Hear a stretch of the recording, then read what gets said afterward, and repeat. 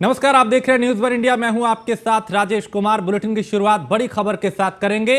हापुड़ की घटना को लेकर एक बार फिर वकील लामबंद हुए हैं और पुराने हाईकोर्ट के बाहर वकीलों का धरना प्रदर्शन शुरू हो गया है। परिवर्तन चौक चौराहे पर अधिवक्ता इस वक्त बड़ा प्रदर्शन कर रहे हैं, विरोध कर रहे हैं, नारेबाजी कर रहे हैं। हापुड़ की घटना को लेकर वकील एक बार फिर यहां पे प्रदर्शन करते हुए नजर आ रहे हैं और पिछले कई दिनों से इसके चलते अदालती कामकाज जो है वो प्रभावित हो रहा है। तो इस वक्त बड़ी खबर, जहां हापुड़ की घटना को लेकर एक बार फिर वकील जो है वो लामबंद हुए हैं और पुराने हाईकोर्ट के बाहर वकीलों का धरना प्रदर्शन शुरू हो गया है। परिवर्तन चौक चौराहे पर अधिवक्ता इस वक्त बड़ा प्रदर्शन कर रहे हैं। तो हापुड़ में वकीलों पर हुए लाठीचार्ज के विरोध में और जो पूरा घटनाक्रम हुआ जिसमें पुलिस और वकील आमने सामने थे, उस पूरे प्रकरण को लेकर वकील लगातार मुखर है, विरोध प्रदर्शन कर रहे हैं।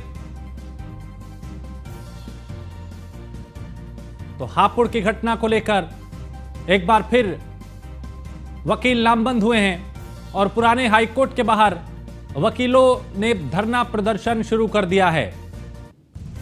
तो परिवर्तन चौक चौराहे पर अधिवक्ता इस वक्त बड़ा प्रदर्शन कर रहे हैं। बड़ी संख्या में वकील यहां पे पहुंचे हैं, विरोध प्रदर्शन किया जा रहा है, नारेबाजी की जा रही है।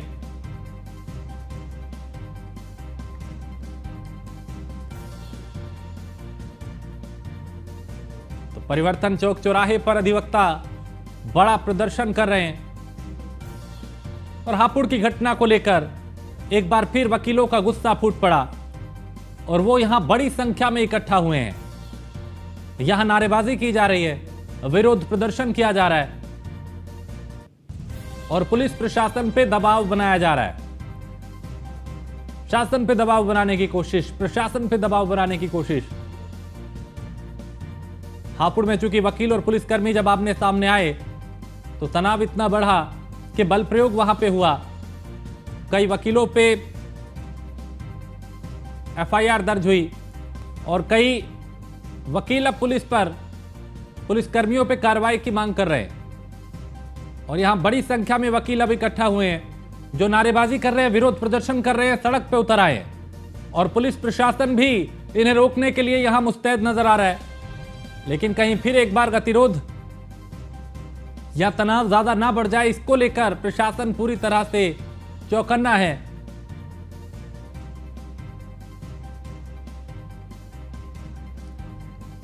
और ये तस्वीरें देख के आप समझ सकते हैं कैसे बड़ी संख्या में यहां पे वकील जो हैं वो सड़क पे उतर आए हैं, विरोध प्रदर्शन करते हुए नजर आ रहे हैं, नारेबाजी करते हुए नजर आ रहे हैं। और ये पुलिस फोर्स भी पूरी तरह से तैयार, हर हालात और चुनौती से निपटने के लिए बैरिकेडिंग की गई है ताकि यहां से आगे वकील ना जा पाए।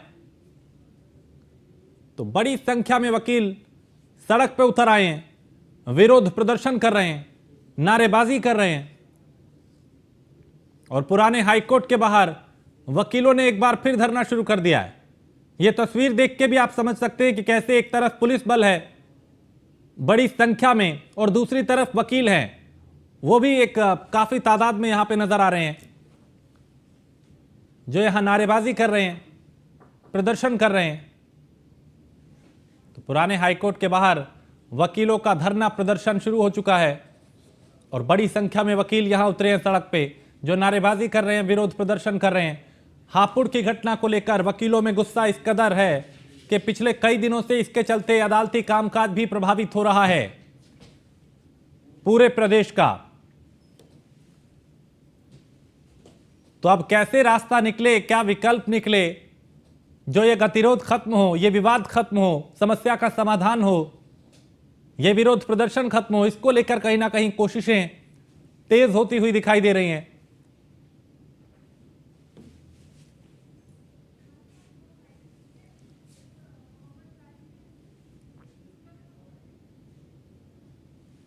तो पुराने हाईकोर्ट के बाहर बड़ी संख्या में वकील पहुंचे हैं, सड़क पर उतर आए, विरोध प्रदर्शन कर रहे हैं और इसके चलते अदालती कामकाज भी काफी प्रभावित हो रहा है। बड़ी संख्या में पुलिस बल भी यहां पे तैनात है, बैरिकेड किया गया है सड़क को कि वहां से इस तरफ ना जुट पाए वकील। और अश्वनी हमारे साथ लखनऊ से हमारे संवाददाता, जबकि हापुड़ से हमारे साथ मोहम्मद ताहिर है। पहले अश्वनी आप बताएं किस तरह के हालात यहाँ पे बने हुए हैं, चूंकि लगातार ये जो विरोध प्रदर्शन है वो अब बढ़ता हुआ दिखाई दे रहा है। बिल्कुल बात करें, हापुड़ में जो घटना हुई थी उसके बाद से लगातार वकील मांग कर रहे हैं कि जो जिले के कप्तान है, जिले के डीएम है, उनको हटाया जाए। साथ ही साथ जो अधिवक्ता सुरक्षा कानून है वो लागू किया जाए। लेकिन सबके बावजूद भी अभी तक इनकी मांगे पूरी नहीं हुई है। साथ ही साथ हालांकि वहां के कुछ अधिकारी सीओ लेवल के और तमाम कुछ कर्मियों पर एफआईआर चल गई, लेकिन उसके आगे की वो मांग कर रहे हैं। निश्चित तौर पर सब कुछ शांतिपूर्ण ढंग से चल रहा था, लेकिन एकाएक आज फिर वकील वग्र हो गए, सड़कों पर उतर आए। सड़कों पर उतरने के बाद में वो हजरतगंज चौराहा, जहां विधानसभा है, उससे महज कुछ मीटर की दूरी तक पहुंच चुके थे। हालांकि पुलिस ने उनको समझा बुझाकर वहां से वापस किया, लेकिन उसके बाद अब जो परिवर्तन चौक से हजरतगंज जाने वाला रास्ता, उसको पूरी तरह ब्लॉक कर दिया गया। साथ ही साथ मुख्यमंत्री आवास के चारों तरफ के रास्ते ब्लॉक कर दिए गए हैं, क्योंकि ऐसी आशंका है अगर वकील हजरतगंज पहुंचते हैं अधिवक्ता, तो वो मुख्यमंत्री आवास या विधानसभा का घेराव कर सकते हैं। सैकड़ों की संख्या में पुलिसकर्मी पूरे रास्ते में लगे हुए हैं। आवागमन जो है काफी बाधित हो रहा है। जाम की स्थिति लखनऊ से पहुंचे, खासतौर पर हजरतगंज क्षेत्र में। निश्चित तौर पर पुलिस लगातार मांग कर रहे हैं कि उनकी जो मांगे हैं, अधिवक्ता मांग कर रहे हैं जो उनकी मांगे हैं वो पूरी कर ली जाए, नहीं तो ये आंदोलन जो है और ज्यादा उग्र हो जाएगा। हालांकि अभी तक जो है सरकार की ओर से जो है कार्रवाई जरूर की गई है। सरकार की ओर से जिम्मेदार लोगों की समिति गठित की गई, जो जांच करके रिपोर्ट अपनी जो दाखिल करेगा, उसके बाद आगे कार्रवाई होगी। लेकिन अधिवक्ता मानने को तैयार है। अधिवक्ता का कहना है कि हर बार उनके साथ यही होता है, हर बार उनको प्रताड़ित किया जाता है, लेकिन जो इसकी सड़कों की होती है वो सबसे इससे सब वाकिफ होते हैं। पिछली बार लखनऊ में जब जिस तरीके से अधिवक्ताओं ने प्रदर्शन किया, उसका देखने को मिला कि किस तरीके से उन्होंने आम जनमानस को भी परेशान किया। निश्चित तौर पर ऐसे में कहीं ना कहीं सवाल उठता है कि क्या प्रदर्शन के नाम पर आम लोगों के साथ सलूक किया गया वो ठीक था। निश्चित तौर पर सरकार अपना काम करे। सरकार ने पहले किया है कि जो इससे दोषी होगा। मैं आता हूं अश्वनी आपके पास। मोहम्मद ताहिर, हापुड़ की ये घटना जो यहाँ पे हुई उसकी गूंज अब पूरे प्रदेश में सुनाई दे रही है। आज भी एक बार फिर वकील यहाँ पे लामबंद हुए, सड़क पे उतर आए, लखनऊ में भी और भी कई जगह। विवाद का कोई समाधान होता हुआ दिखाई दे रहा है, कोई निष्कर्ष निकलता दिखाई दे रहा है, कोई ऐसी कोशिश की जा रही है कि गतिरोध खत्म हो? को लड़ाई है, एक वर्चस्व की लड़ाई हो गई है। हालांकि पुलिस, जहां तक बात की जाए, वकील भी झुकने को तैयार नहीं है और अपनी मांगों पर अड़े हुए हैं, जिसके मद्देनजर आज भी अधिवक्ताओं ने प्रदेश सरकार का जो है पुतला कचहरी परिसर में फूंका है और अपना विरोध प्रदर्शन जताया। हालांकि इसके अलावा कल भी एक मानव श्रृंखला अधिवक्ताओं ने बनाई थी और बनाने के बाद पैदल मार्च किया था और एडीएम को इसका ज्ञापन भी सौंपा था।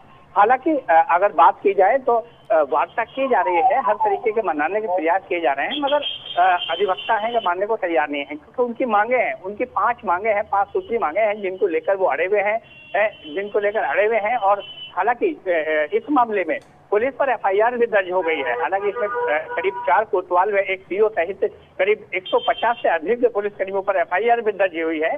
उसके अलावा एसआई की टीम का भी गठन किया गया है।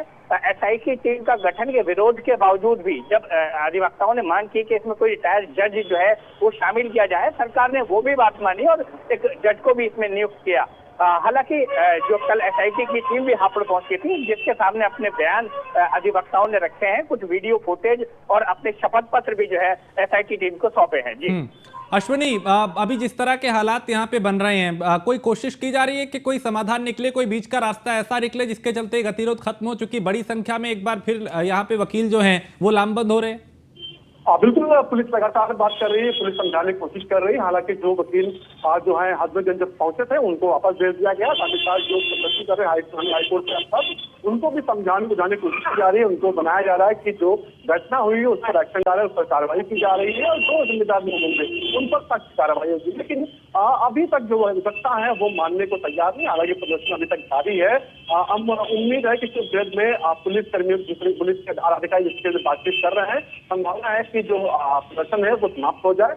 लेकिन अधिवक्ताओं कहना है ये प्रदर्शन आज समाप्त होकर के लेकिन आगे कल फिर जारी रहेगा। तो ऐसे में कहीं ना कहीं स्थिति जो है काफी असमंजस की है, पुलिस के लिए भी, आम जनता के लिए समस्या है, क्योंकि इस पर लखनऊ जैसे शहर में और खासतौर पर हजरतगंज में जाम लगता है तो उसका असर पूरे लखनऊ में दिखाई देता है। तो इसी तौर पर इस तरीके से अगर पदयात्रा करेंगे तो कहीं ना कहीं आम जनता को परेशानी होगी। हालांकि पुलिस के अधिकारी मौके पर मौजूद है, लगातार चर्चा करने की कोशिश कर रहे हैं। ताहिर, विवाद की शुरुआत जो हुई उसके बाद देखिए कई तरह के कदम भी उठे, समिति बना दी गई जिसके हवाले किया गया कि कुछ निष्कर्ष निकलेगा, 6 सदस्यीय समिति भी बनी। क्या वकील उससे भी संतुष्ट नहीं है और आए दिन क्या ये मांगों का जो सिलसिला है वो बढ़ता चला जा रहा है? जी हाँ, सबसे पहली जो बात बता दूं, लाठीचार्ज हुआ था। लाठीचार्ज मामले के बाद अधिवक्ता धरने पर बैठे। धरने पर बैठने के बाद उनकी मांग ये थी, जिस मांगों को लेकर प्रशासन से बात की गई। हालांकि सबसे पहली मांग थी जो आरोपी पुलिसकर्मी है उनके खिलाफ FIR दर्ज हो। तो इस मामले में हाईकोर्ट के आदेश के बाद मामले में करीब 3 PO व 4 कोतवाल सहित 150 से अधिक पुलिसकर्मियों के खिलाफ गंभीर धाराओं में मुकदमा दर्ज हुआ। हालांकि ये मुकदमा दर्ज होने के बाद अब ये जांच मेरठ को ट्रांसफर कर दी गई है। हापुड़ पुलिस इस मामले की जांच नहीं करेगी, इस मामले की जांच मेरठ पुलिस करेगी। और अधिवक्ताओं की और भी मांगे हैं, लगभग 5 मांगे हैं। बिल्कुल, उन मांगों को लेकर ही वो सड़क पे एक बार फिर उतर आए हैं। बहुत शुक्रिया ताहिर और अश्विनी, आप दोनों का बहुत शुक्रिया इस जानकारी के लिए।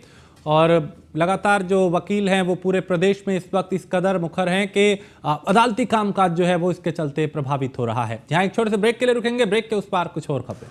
कौशाम्बी स्थित रेडिसन होटल के मालिक करण जैन को जान से मारने की धमकी का मामला है, जिसमें ऑफिस में घुसकर जान से मारने की धमकी दी गई और धमकी देने के मामले में 3 आरोपियों के खिलाफ केस दर्ज किया गया है। आरोपियों में एक गाजियाबाद के राज्यसभा सांसद अनिल अग्रवाल का रिश्तेदार, और अनिल अग्रवाल ने भी फोन कर धमकी देने वालों से बातचीत करने का दबाव बनाया, ये कहा जा रहा है, यह आरोप लगाया गया। थाना कौशाम्बी में धमकी देने के मामले में FIR दर्ज की गई है।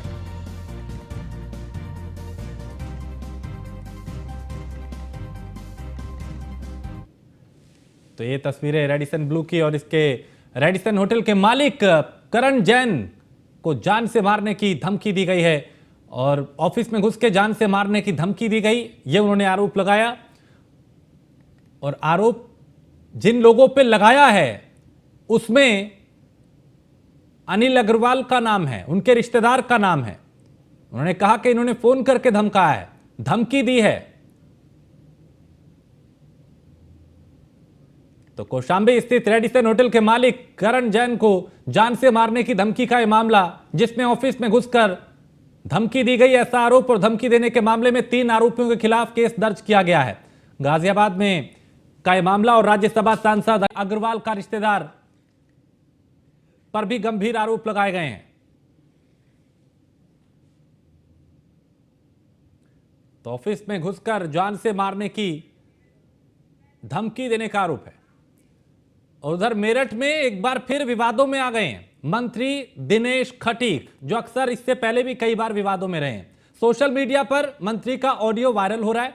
ऑडियो में पत्रकार को धमकी दे रहे हैं मंत्री दिनेश खटीक। और वायरल ऑडियो में एक व्यक्ति को धमकाते नजर आ रहे हैं मंत्री। और न्यूज़ 1 इंडिया इस वायरल ऑडियो की पुष्टि नहीं करता, लेकिन यह ऑडियो लगातार वायरल हो रहा है।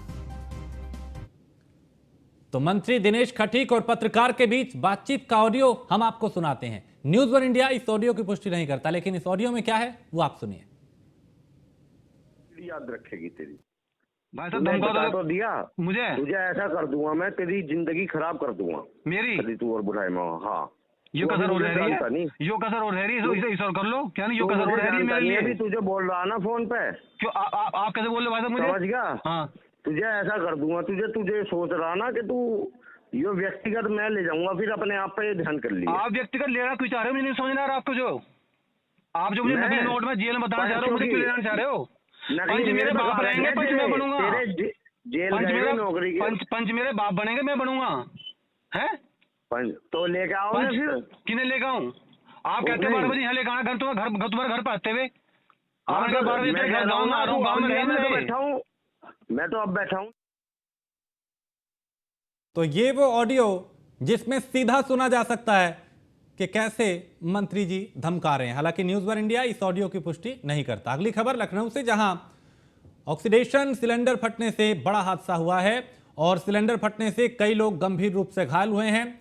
अस्पताल में ऑक्सीजन सिलेंडर सप्लाई करते हैं ये कर्मचारी जो घायल हुए हैं। बालागंज के अस्पताल में ऑक्सीजन सिलेंडर सप्लाई करने के लिए कर्मचारी गए थे और गाड़ी से सिलेंडर उतारने के दौरान यह हादसा हुआ। इसमें 2 लोग गंभीर रूप से घायल हुए। थाना ठाकुरगंज के बालागंज क्षेत्र का मामला है, जहां ऑक्सीजन सिलेंडर फटने से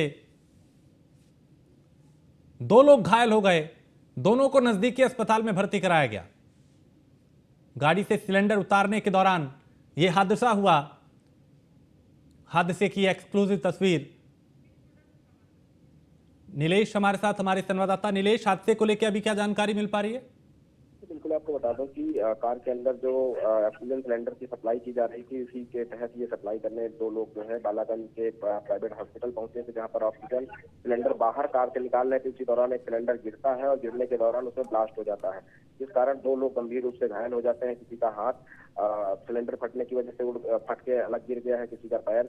दोनों लोगों को गंभीर हालत में लखनऊ के ट्रॉमा सेंटर में भर्ती कराया गया है। पुलिस मामले की पड़ताल कर रही है कि आखिर निजी वाहन से कैसे ऑक्सीजन सिलेंडर की सप्लाई की जा रही थी और इस हादसे की वजह क्या रही, इस तमाम चीजों पर फिलहाल पड़ताल जारी है। लेकिन जिस तरीके से हादसा हुआ है और हादसे में 2 लोग घायल हो गए हैं, उससे साफ हो जाता है कि वो बहुत ही बेहद ही बिल्कुल, बहुत ही दर्दनाक ये हादसा। बहुत शुक्रिया नीलेश जानकारी के लिए। और इसी के साथ इस बुलेटिन में फिलहाल इतना ही। आप बने रहिए न्यूज़ 1 इंडिया के साथ।